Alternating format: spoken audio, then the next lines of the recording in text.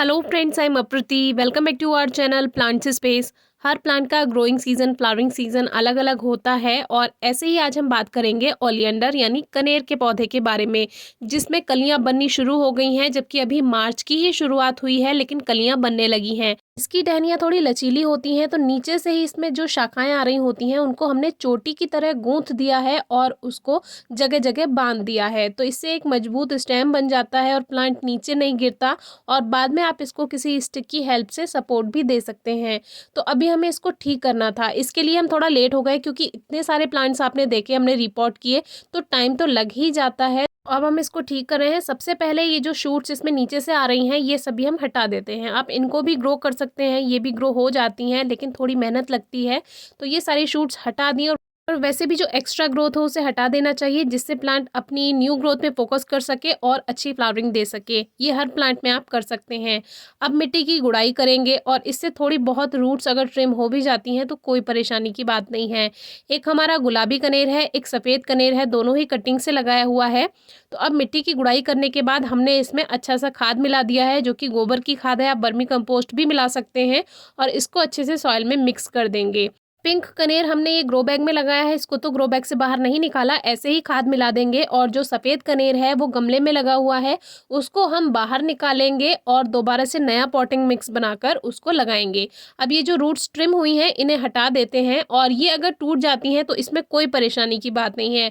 अभी फरवरी मार्च है, फरवरी मार्च में रूट्स ट्रिम करना प्लांट के लिए बिल्कुल भी बेकार नहीं है। लेकिन कुछ सेंसिटिव प्लांट्स होते हैं, उनको ज़्यादा डिस्टर्ब नहीं करना चाहिए। तो अभी खाद मिल गया, ऊपर से एक लेयर फिर से हमने खाद की बना दी, क्योंकि ग्रो बैग में ज़्यादा मिट्टी आती है तो इसमें ज़्यादा खाद रहेगा तो ज़्यादा अच्छा है। ऊपर से एक लेयर फिर से जो मिट्टी बाहर निकाली थोड़ी सी, वही ऊपर से एक लेयर बना देते हैं और ये सारी जड़ें वगैरह आप हटा दीजिए। अब गमले वाले प्लांट को बाहर निकालेंगे, उसकी रूट्स को ट्रिम करेंगे और फिर से इसी पॉट में लगा देंगे। रीपॉटिंग करना ज़रूरी इसलिए भी होता है, जिससे मान लीजिए अगर रूट बाउंड हो गया है, जड़ें ज़्यादा फैल गई हैं, अंदर जगह नहीं है प्लांट को ग्रोथ करने के लिए, नई जड़ें बनाने के लिए, तो प्लांट पूरा सीजन अच्छी फ्लावरिंग नहीं कर पाता है और फिर हम सभी परेशान रहते हैं। इसीलिए क्यों ना इस समय काम कर लिया जाए, मौसम में भी ज़्यादा गर्माहट नहीं रहती, गार्डन वर्क भी ईजिली हो जाता है। तो इस प्लांट को हमने बाहर निकाला और इस तरह से रूट्स की ट्रिमिंग कर ली। और इतना तो आप सीख ही गए होंगे, इतने दिन से रूट्स ट्रिमिंग करना आपको सिखा ही रहे हैं। काफ़ी सारे प्लांट्स को मिट्टी से बाहर निकाल कर हमने ठीक किया है और कुछ में ऐसे ही, जैसे अभी ग्रो बैग में खाद मिलाया वैसे ही खाद मिलाकर ठीक कर दिया। तो आपने बहुत कुछ सीखा होगा इस बार और अपने प्लांट्स को ठीक ज़रूर किया होगा। फिर आप शिकायत नहीं करना गर्मियों में या रेनी सीजन में कि हमारे प्लांट पे फ्लावरिंग नहीं हो रही है। अभी थोड़ा सा मेहनत कर लीजिए। तो इस तरह रूट स्ट्रिमिंग हो चुकी है और जड़ों की ये कटाई छटाई करना प्लांट के लिए काफ़ी अच्छा रहता है। अब यही पॉट हम लेंगे, ड्रेनेज होल चेक कर लेंगे और पत्थर एक रख देंगे, जिससे ड्रेनेज सिस्टम अच्छा बनेगा और प्लांट जो हम लगा रहे हैं वो अच्छी ग्रोथ करेगा। अब ये कुछ सुखाई हुई मिट्टी है, जो हम गमले में से मिट्टी निकलती है उसको एक बार हम धूप में सुखा देते हैं, जिससे वो रिचार्ज हो जाती है। और उसको आधा भरने के बाद ऊपर से थोड़ा सा खाद मिक्स कर देंगे। और ये थोड़ा अलग तरीका दिखा रहे हैं, वैसे हम ऊपर से ही इसको मिक्स कर लेते हैं, लेकिन अभी डायरेक्ट ही हमने पॉट में मिट्टी डाली, उसमें खाद डाला और इसको कुछ इस तरह से मिक्स कर लिया। आप अपने अकॉर्डिंग जैसे आपको सॉइल मिक्सचर बनाना आसान लगे आप बना सकते हैं। अब बीच में एक लेयर फिर से खाद की बना दी है और अब ऊपर से एक लेयर फिर से मिट्टी की बना देंगे और फिर अपना प्लांट रखेंगे। तो हर बार रिपोर्टिंग में थोड़ा बहुत चेंज कर सकते हैं, जैसे आपको अच्छा लगे। बस एक बात का ध्यान रखिए, जो सॉइल मिक्सचर बना रहे हैं वो वेल ड्रेन्ड होना चाहिए, यानी मिट्टी ऐसी बनाएं जो पानी को बहुत देर रोक कर ना रख सके, बस इतनी नमी रहे जितनी प्लांट को ज़रूरी है। अब ये पॉटिंग मिक्स नया बना करके मिट्टी और खाद मिलाकर हमने फिर से भर दिया, फिर से एक लेयर गोबर की खाद की और फिर से एक लेयर मिट्टी की बना दी। ये लेयर वाला काम जो होता है ना, ये प्लांट को बहुत हेल्प करता है अच्छी ग्रोथ करने में। और अब दोनों ही प्लांट्स को हम अच्छे से पानी दे देंगे। शुरुआत में आप बहुत सारा पानी दे सकते हैं, क्योंकि अभी हमने इसको रिपोर्ट किया है।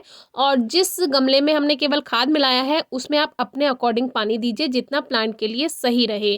तो ये हमारे दोनों प्लांट तैयार हो चुके हैं, लेकिन इस बार हम इस प्लांट की प्रूनिंग भी करने वाले हैं, जबकि हमारे प्लांट पे अभी कलियां बनने लगी हैं।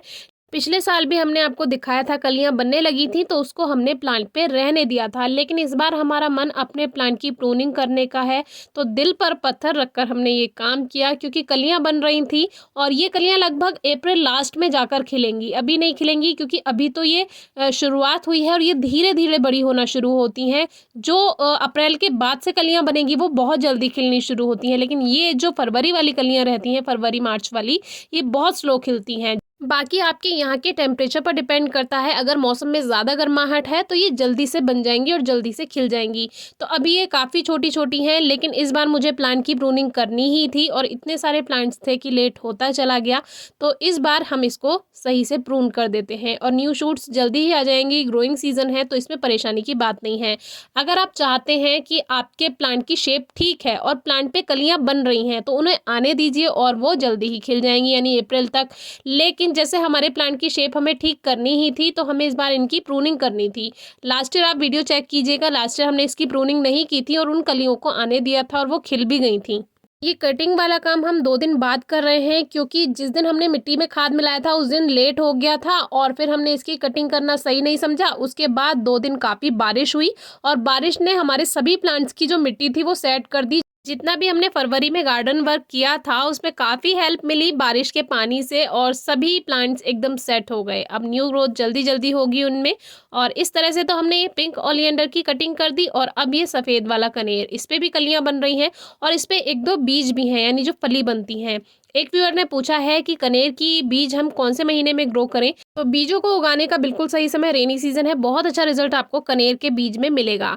अब ये कटिंग जो है ये आप जनवरी फरवरी में भी ग्रो कर सकते हैं और ये कटिंग आप रेनी सीजन में भी ग्रो कर सकते हैं। रेनी सीजन में तो आपको हर प्लांट में 100% रिजल्ट मिल ही जाता है, अगर आप कुछ बातों का ध्यान रखते हैं तो। अब जैसे हमने कनेर के पौधों की कटिंग कर दी है, बीच में आप इसको सपोर्ट के लिए स्टिक लगा देंगे तो जो स्टेम है वो सीधा रहेगा और जैसे जैसे प्लांट पुराना होता जाएगा वैसे वैसे इसका जो स्टेम है वो हेल्दी हो जाएगा, क्योंकि शुरुआत में थोड़ा ये लचीला रहता है और गिरता रहता है इसका पौधा। तो उसको आप शुरुआत में स्टिक से सपोर्ट दे सकते हैं। देखिए फली भी इस पर थी, लेकिन फली का लालच हम नहीं करेंगे क्योंकि कटिंग से प्लांट ईजिली ग्रो हो जाएगा। वैसे हमने इसके सीड्स भी रखे हुए हैं, अगर इसको कहीं और ग्रो करने की ज़रूरत पड़ जाए तो।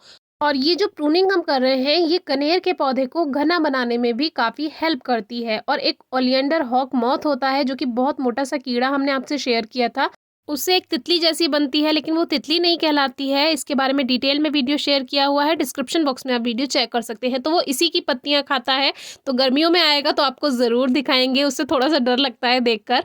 तो गुलाबी सफ़ेद दोनों कनेर तैयार हो चुके हैं, कटिंग भी हो गई है, रिपोर्टिंग भी हो गई है, फर्टिलाइज़र ऐड कर दिया है।